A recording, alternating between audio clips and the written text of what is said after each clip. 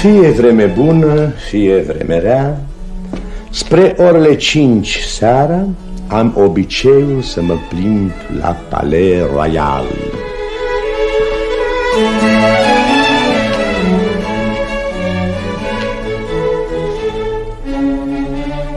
Dacă vremea e din calea afară de ploioasă, mă adăpostesc la cafeneaua Regenții.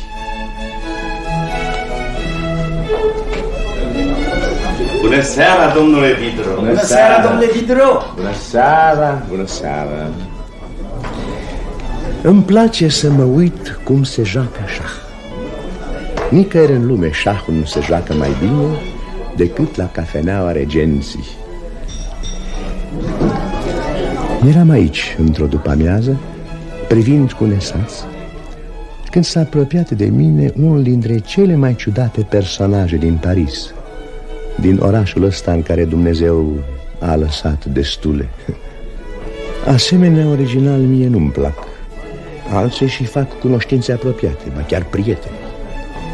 Eu stau de vorbă cu ei la un an odată când îi întâlnesc, pentru că firea lor se deosebește de a celorlalți oameni și pentru că ei rup monotonia plictisitoare pe care au adus-o educația, conveniențele sociale și regulile noastre de bună cuvință. Dacă vreunul dintre ei se ivește într-un grup, e ca o picătură de drojdie care dospește și le dă fiecăruia o părticică din individualitatea sa firească. Îl vezi zgâlțâind, tulburând, făcându-te să apropi sau să dezapropi, scoțând la iveală adevărul, arătându-i pe oamenii de treabă, demascându-li chelele. Și abia atunci omul cu judecata sănătoasă care l-ascultă își deslușește lumea. Pe cel despre care vă vorbesc îl cunoșteam de mult. Este nepotul vestitului muzician Rameau. Parcă îl văd apropiindu-se.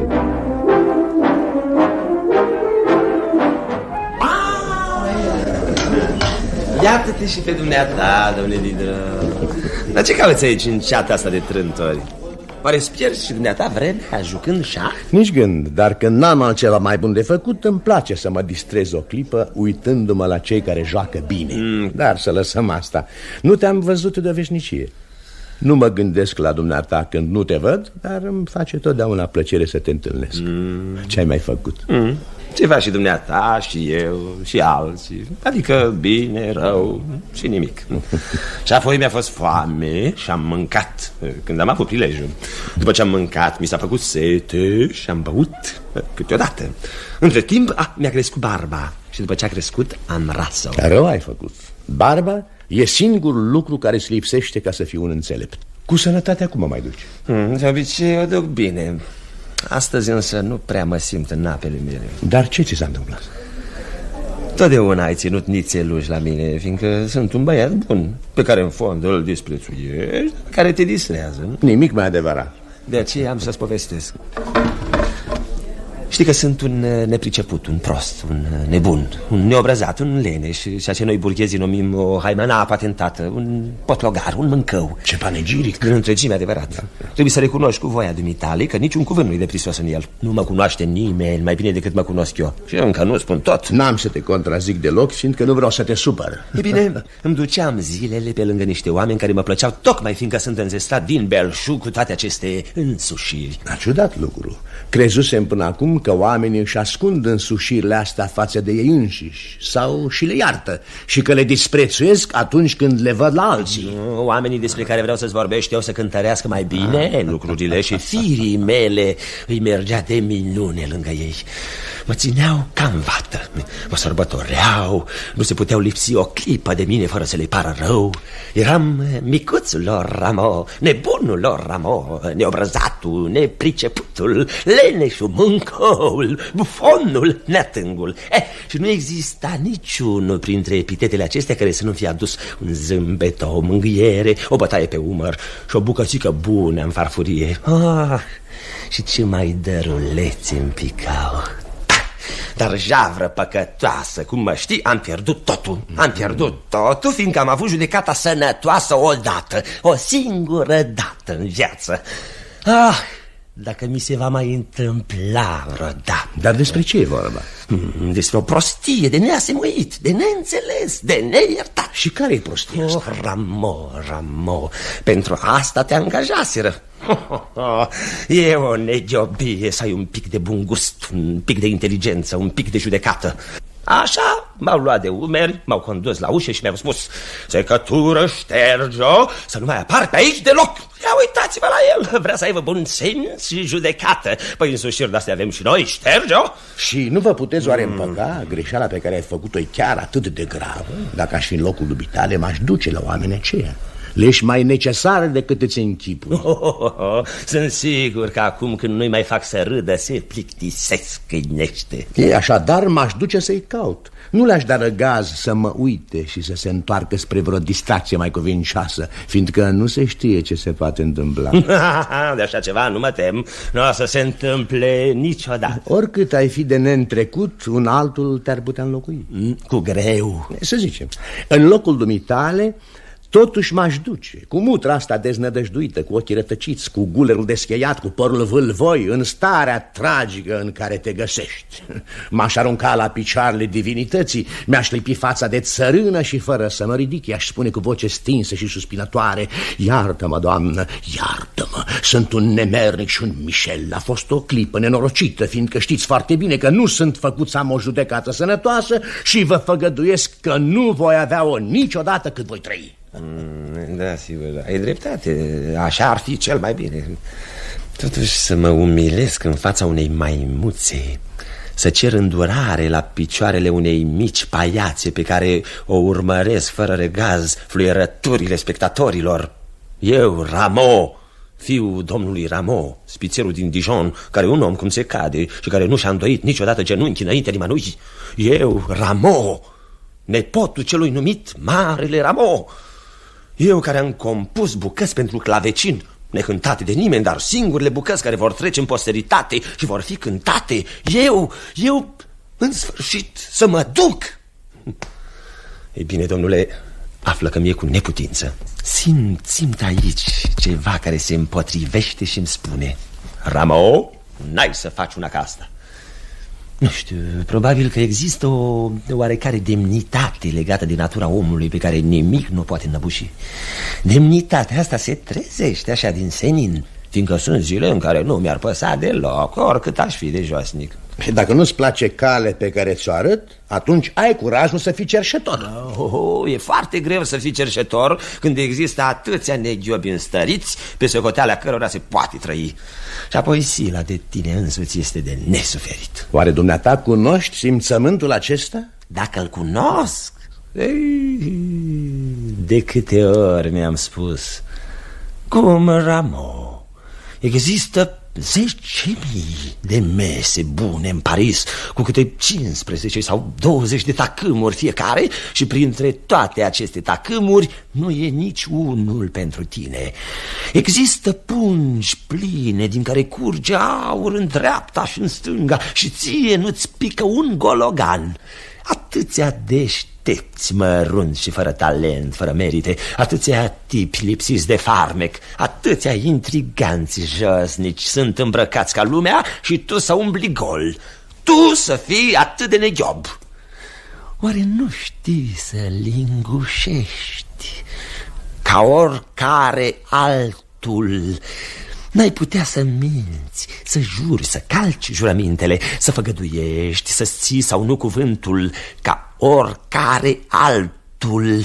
N-ai putea să înlesnești aventurile amoroase ale Doamnei și să duci bilețele dulci Domnului ca oricare altul. N-ai putea să-l încurajezi pe tinerelul acela să-i vorbească domnișoarei și să o convingi pe domnișoară să-l asculte ca oricare altul. Oare n-ai putea tu să o faci să înțeleagă pe fiica vreunuia dintre burghezii noștri că e prost îmbrăcată, să-i arăți că niște cercei frumoși, un pic de roșu, câteva dantele sau o rochie la polonez ar sta de minune? N-ai putea tu să o convingi că piciorușele ei nu sunt făcute să umble pe jos, că există un tânăr domn frumos și bogat, cu desmânt gătit în fireturi de aur, cu o trăsură superbă și 6 lachei, tot unul și unul. N-ai putea tu să-i spui că tânărul acela a văzut-o trecând, că a găsit-o încântătoare și că de atunci nu mai bea, nu mai mănâncă, nu mai doarme și are să moară?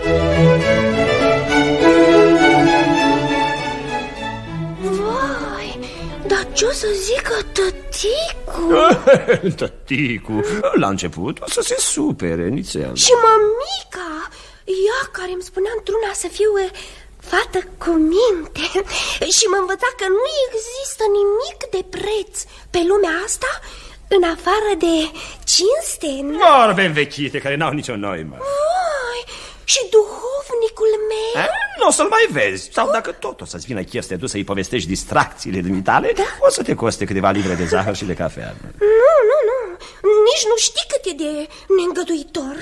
Odată n-a vrut să-mi ierte păcatele, fiindcă am cântat Vino în chelia mea. Asta din pricină că nu i-ai dat nimic. Dar când vei apărea în dantele... Vai, va să zic că voi avea dantele. Nici vorbă, tot felul de dantele. Și cu cercei, cu diamante. Vai, va să zic că voi avea cercei frumoși, cu diamanți. Sigur. La fel cu ai marchizei, care vine uneori să-și cumpere mănuși din dugheana noastră.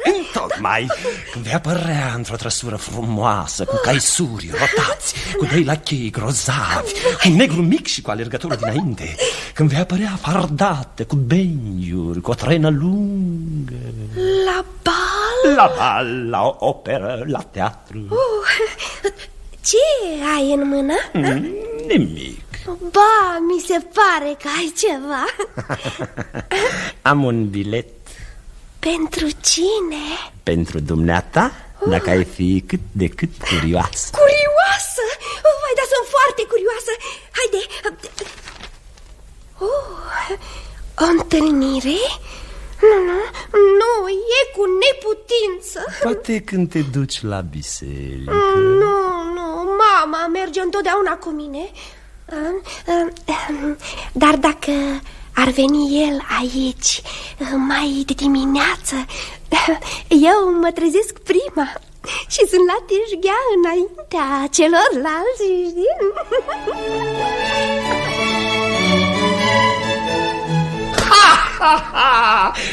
El vine și place, iar într-o bună zi, pe înserat, micuța dispare și mie mi se numără cei 2000 de scuzi care mi se cuvin. Păi cum? Adică să ai asemenea talente și să n-ai o bucată de pâine? Ce ai, domnule Diderot? Nimic. Nu, par tulburat. Chiar sunt. La urma urmei, ce mă sfătuie să fac? Să schimb vorba. Nefericitule, cât de josnic te-ai născut sau ai ajuns? Nu te contrazic, dar n-aș vrea ca starea mea să te miște prea mult. Dacă mi-am deschis inima în fața dumitale, n-am făcut-o cu gândul să te mâhnesc. Nu, am pus ceva bani deoparte. Timpul s-a scurs și ce aveam a sporit încă pe atât. Vrei să spui că s-a pierdut? Nu, a sporit. Te îmbogățești în fiecare clipă. O zi mai puțin din viață sau un ban mai mult e același lucru. Iată marele rezultat al vieții, oricine ai fi. În ultima clipă toți sunt la fel de bogați. Și bancherul care după numeroase furturi, jafuri și falimente lasă în urma lui 27 de milioane aur, ca și Rameau, în urma căruia nu va rămâne nimic. Rameau, căruia mila publică îi va face rost de un giulgiu ca să-l înfășoare. A putrezi sub marmură, ori a putrezi sub țărână înseamnă tot a putrezi și nimic altceva. Ia spune, domnule Diderot, spune cu mâna pe conștiință, cinstit. Pe vremuri nu erai atât de pricopsit ca acum, nu-i așa? Nici astăzi nu sunt prea pricopsit. Da, nu mai umbli prin Luxemburg vara. Îți mai aduce aminte? Să lăsăm asta, sigur că îmi aduc aminte. Redincă de cenușie, de pluș. Da. Făcută ferfeniță într-o parte, cu dantelele de la mâneci sfâșiate și cu ciorapii de lână negri cârpiți pe dos scoață albă. Bine, fie cum spui. Ce făceai pe atunci în alea suspinelor? Mergeam destul de plouat. Și când plecai plecai de acolo, băteai străzile. Nu zic ba. Dădeai lecții de matematică. Fără să mă pricep deloc. La asta voiai să ajungi, nu? Exact. Învățam eu însă învățându-i pe alții și unora le-a prins bine. Da, ce se poate. Numai că vezi, cu muzica nu este tot așa cum este cu algebra sau cu geometria. Mă rog, acum când ești cineva... Nu sunt chiar cineva. Când dai bani la ciorap... Nu prea am... Îi pui fetii dumitale profesor. Încă nu-i pun. Las educația în grija maică-si, fiindcă trebuie să ai liniște în casă. Liniște în casă? Bine, dragi, n-ai liniște decât atunci când ești slugă sau stăpân. Și e mai bine să fii stăpân.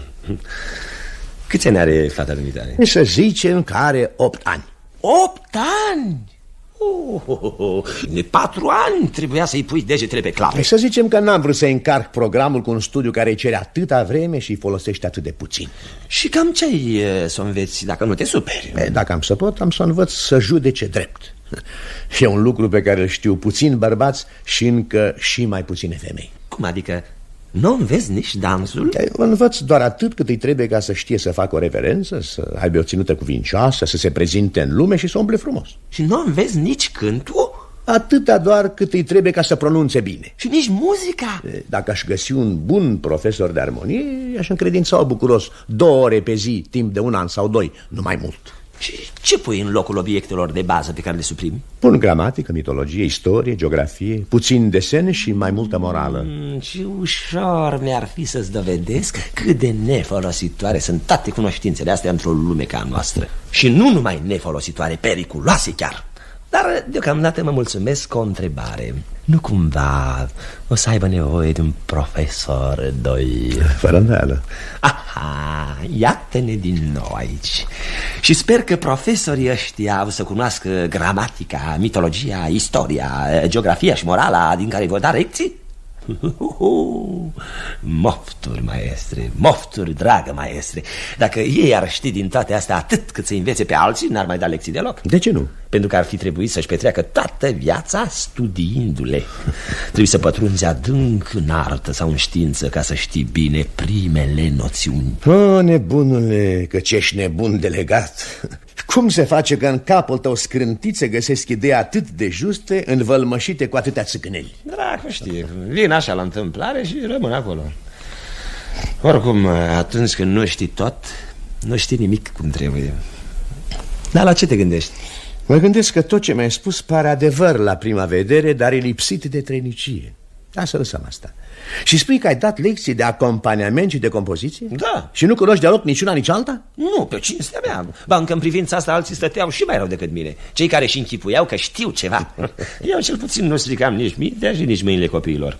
Când treceau de la mine la un profesor bun, nu erau nevoie să se dezbare de nimic, fiindcă nu învățasem nimic. Și cu asta le economisisem și timpul și banii. Dar cum făceai? Așa cum fac toți. Soseam și mă trânteam pe un scaun. Ce vreme păcătoasă, cât e de obositor să umbli. Apoi flecăream despre ultimele noutăți.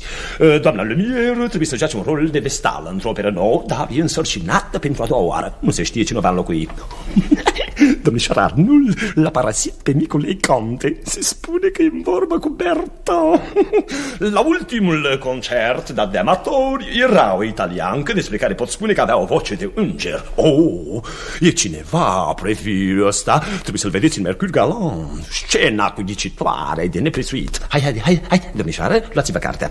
Și pe când domnișoara, care nu se grăbește deloc, își caută cartea pe care nu știu unde a pus-o, mai cheamă și servitoarea și o ceartă, eu vorbesc mai departe.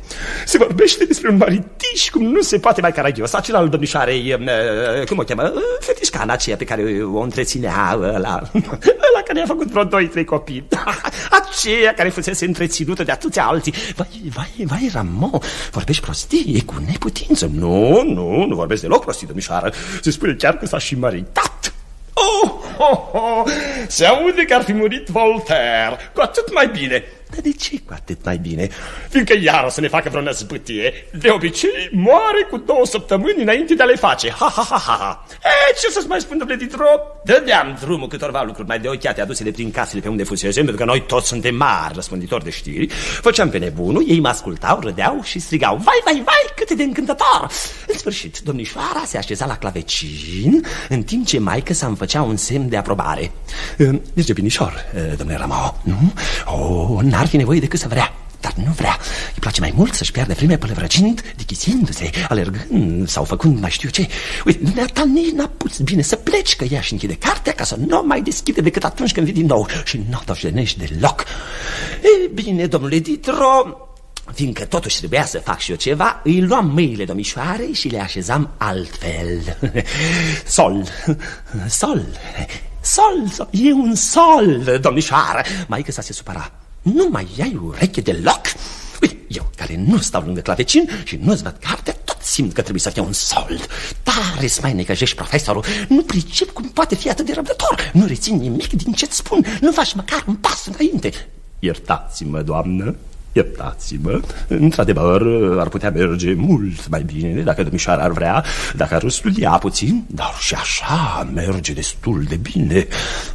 Ai, dacă aș fi în locul dumitale, domnule Rameau, aș ține un an la aceeași bucată. Oh, n-aveți nicio grijă, doamnă. Nu o să treacă mai departe până când nu o să cânte bucata asta fără nicio greutate. Dar, bineînțeles, nu o să dureze atât de mult cât credeți. Domnule Rameau, mă gulești, ești prea bun. Ei, ora trecea, școlărița îmi dădea bănuții cu o mișcare grațioasă a mâinii și cu o referență pe care o învățase de la profesorul de dans, iar eu îi puneam în buzunar. Mai flecăream apoi o clipă, după cum se cuvine, apoi dispăream. Și iată ce se numea o lecție de acompaniament. Și astăzi e oare altfel? Cred și eu că e altfel. Uite, sosesc, sunt grav. Mă grăbesc să-mi scot mănușile, deschid clavecinul, încerc clapele, sunt mereu grăbit. Dacă sunt lăsat să aștept cât de puțin, țip de parcă mi-ar fura banii. Peste o oră trebuie să fiu la cutare, peste 2 ore la doamna ducesă cutare. Sunt așteptat la masă de frumoasă marchiză, iar la plecare de acolo trebuie să merg la un concert. Și în tot acest timp nu ești așteptat nicăieri, așa? Așa e. Atunci ce rost au vicleșugul astea murdare? Murdare? De ce, mă rog? Sunt lucruri obișnuite în meseria mea. Le face toată lumea, nu le-am inventat eu. Ar fi ciudat și stângaș din partea mea dacă nu m-aș conforma lor. În privința asta ești de admirat. Și apoi nu uita mizeria. Vocea conștiinței și a onoarei nu prea se aude când îți chioră emațele. Dacă mă voi îmbogăți vreodată, am să dau înapoi ce-am luat și sunt hotărât să o fac în toate felurile posibile. Prin mese, joc, vin, femei. Mă tem că n-ai să te îmbogățești niciodată. Așa bănuiesc și eu. Și dacă s-ar întâmpla totuși, ce ai face? Aș face ca toți golanii îmbogățiți. Aș fi cea mai nerușinată lichea care s-a născut vreodată. Abia atunci mi-aș aduce aminte câte m-au făcut să sufăr și le-aș întoarce cu vârf și îndesat toate ticăloșiile. Îmi place să poruncesc și aș porunci.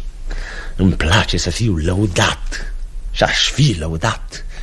Aș spune, așa cum mi s-a spus și mie: hai, secăturilor, distrați-mă. Și m-ar distra. Să-mi fie bârfiți oamenii cum se cade. Și-ar fi bârfiți, dacă ar mai exista. După demna întrebuințare pe care ai dau averii dumitale, văd ce păcat e că nu ești decât un calic. Ai trăit într-un mod cu totul onorabil pentru specia omenească, folositor pentru concetățenii dumitale și glorios pentru dumneata însuți. Mi se pare că mă cam iei peste picior, domnule Diderot. Nu știi cu cine ai de-a face. Nu-ți dai seama că în clipa de față sunt reprezentantul celor mai de seamă oameni din oraș și de la curte. Fie că bogătașii noștri de toate soiurile și-au spus în sinea lor ce ți-am mărturisit eu, fie că nu și-au spus, adevărul e că dacă aș fi în locul lor, aș duce o viață leită cu aceea pe care o duc ei. Rău ați mai ajuns voi ăștia care vă închipuiți că fericirea e aceeași pentru toți. Și dumneata ești o ființă vrednică de plâns dacă nu poți pricepe că unii își înfruntă soarta. și că e cu neputință să fii nefericit când ai săvârșit fapte bune. Așadar, după socoteala dumitale, ar trebui să fim cu toții oameni cum se cade. Nici vorbă, dacă vrei să fii fericit. Și cu toate astea văd nenumărați oameni cum se cade, care nu sunt deloc fericiți, și nenumărați oameni fericiți care nu sunt deloc cum se cade. Ți se pare?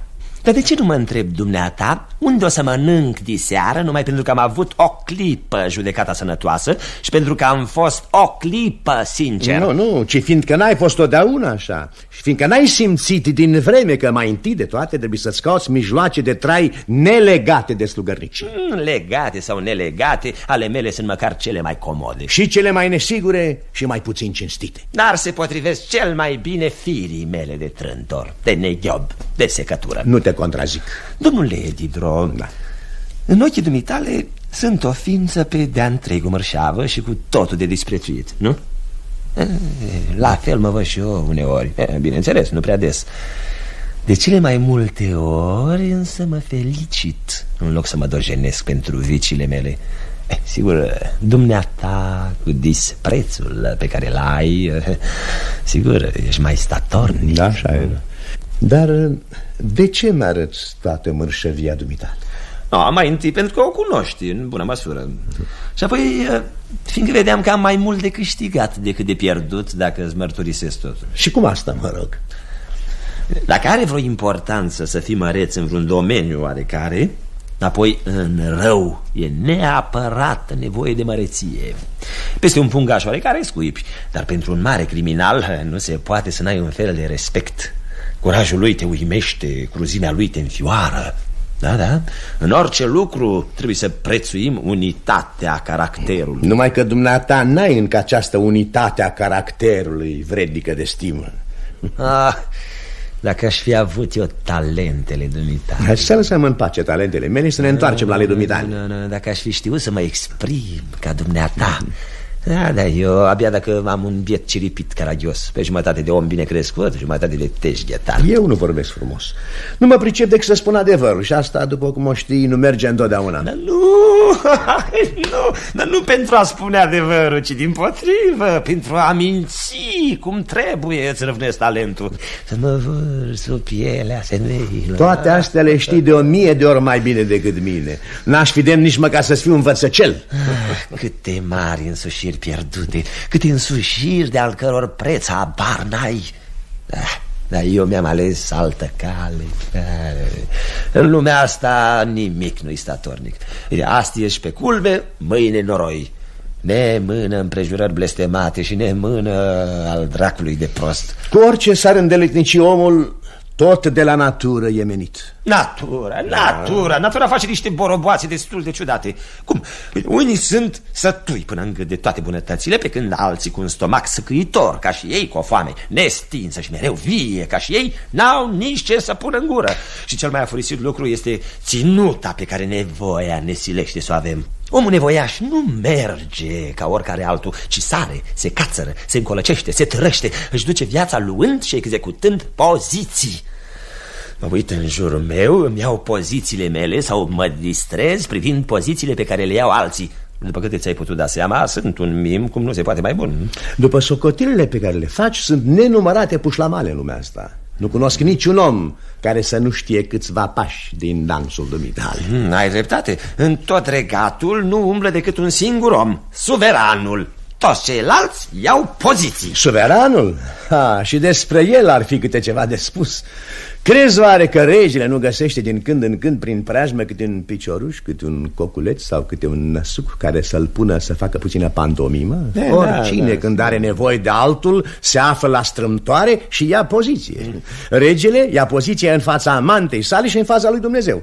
Își joacă și el pantomima lui. Ministrul face pasul curtezanului, al lingușitorului, al slugii sau al pușlamalii în fața regelui. Ceata ambițioșilor dansează pantomima într-o 100 de feluri, care de care mai josnice în fața ministrului. Pe legea mea, ceea ce dumneata numești pantomima pușlamalelor este marele dans al pământului.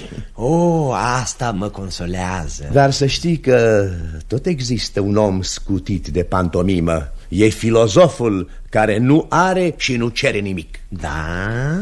Și unde trăiește o asemenea creatură? Dacă n-are nimic, suferă. Dacă nu cere nimic, n-o să capete nimic și va suferi mereu. Nu, Diogene își bătea joc de nevoi. Bine, dar de îmbrăcat trebuia să se îmbrace. Nu, el umbla în pielea goală. Câteodată era frig la Atena. Mai puțin frig decât aici. Dar de mâncat trebuia să mănânce, nu? Fără îndoială. Pe cheltuiala cui? Pe cheltuiala naturii. Sălbaticul cui îi cere? Pământului, animalelor, peștilor, arborilor, ierburilor, rădăcinilor, pâraielor. Proastă masă. În schimb e mare. Da, dar pro-servită. Cu toate astea e golită ca să umple mesele noastre. Da, dar trebuie să recunoști că dibăcia bucătarilor, a plăcintarilor, a cârnățarilor, a pirtașilor, a cofetarilor mai adaugă și ea ceva la masa asta a naturii. Diogene al dumitale se mulțumea cu puțin. Te înșeli. Te-ai dat de gol. Va să zic că și Diogene a dansat fantomima, dacă nu în fața lui Pericle, măcar în fața vreunei curtezane. Iar te înșel. Ceilalți o plăteau scump pe curtezana care filozofului îi se dădea din plăcere. Da, că cine știe cum curtezana era ocupată, iar filozoful grăbit. Reintra în butoiul lui și se lipsea de ea. Mă sfătuiești să limit? Cred că ar fi de 1000 de ori mai bine decât să te târăști, să te înjosești și să te prostituezi. Da, dar tot aș avea nevoie de un pat ca lumea, de o masă bună, de o haină călduroasă iarna, de un costum răcoros vara, de odihnă, de bani și de multe alte lucruri pe care îmi place mai mult să le datorez bunăvoinței altora decât să le câștig prin muncă. Asta fiindcă ești un trântor, un mâncău, un mișel, o inimă de cârpă. Mi se pare că asta ți-am mai spus-o și eu. Fără îndoială că plăcerile vieții trebuie prețuite, dar nu-ți dai deloc seama cu ce sacrificii le obții. Ai jucat, joci și vei mai juca încă josnica pantomimă. E adevărat, însă nici nu m-a costat și nici nu o să mă coste cine știe cât. De asta aș face rău dacă mi-aș lua cine știe ce altă înfățișare, care nu numai că m-ar necăji, dar mi-ar fi cu neputință să o păstrez. Viața mea nevestică era și ea un fel de filozof. Avea un curaj de leoaică. De câteodată rămâneam fără o para și fără nicio bucățică de pâine. Nevânduserăm aproape toate zdrențele. Eu mă trânteam pe pat, bătându-mi capul să găsesc vreun om care să-mi împrumute ceva gologan fără să-i mai dau înapoi. Ea, veselă ca un cintezoi, se așeza la clavecin, cânta și se acompania. Avea un glas de privighetoare. Îmi pare rău că nu l-ai auzit. Când aveam vreun concert, o luam cu mine. Pe drum îi spuneam: hai, doamnă, fete admirată, desfășoară-ți talentul și farmecele, înflăcărează, scoate din minți. Ajungeam și ea cânta, înflăcăra, scotea din minți. Mai curând sau mai târziu l-ar fi dat gata cel puțin pe ministru de finanțe. Avea un mers, o plimbam pretutindeni, era cu neputință să o păstrezi. Am pierdut-o și nădejdele mele de bogăție s-au spulberat odată cu pierderea ei. Nu o luasem decât pentru asta. Îi împărtășisem planurile mele și ea era prea ageră la mine ca să nu priceapă că sunt sigure și avea prea multă judecată ca să nu le aprobe. Da, nu voi rămâne pe veci nemângâiat. Nu. De atunci mi-am pus ca popii gulerașul și dichia. De durere? Ba, dacă vrei. De fapt, ca să am blidul pe cap. Da, ia vezi, domnule Diderot, cât e ceasul, trebuie să mă duc la opera. Dar ce se joacă? Ceva de Dovern. Are destule lucruri frumoase în muzică. Păcat numai că le-au mai spus și alții înaintea lui. Da. Printre morții ăștia sunt totdeauna vreo câțiva care măhnesc pe cei vii. Dar s-a făcut ora 5:30. Aud clopotul sunând. Adio, domnule Diderot. Nu așa că sunt mereu același. Vai, Ramo, din nenorocire, da. Să mă țină nenorocirea asta vreo 40 de ani și o să râdă mai bine și o să râdă la urmă.